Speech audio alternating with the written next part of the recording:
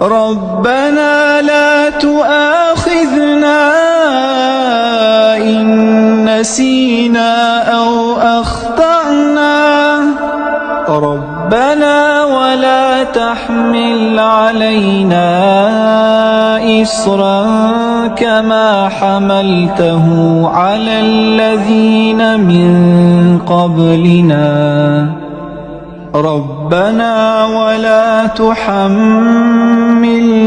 ما لا طاقة لنا به واعف عنا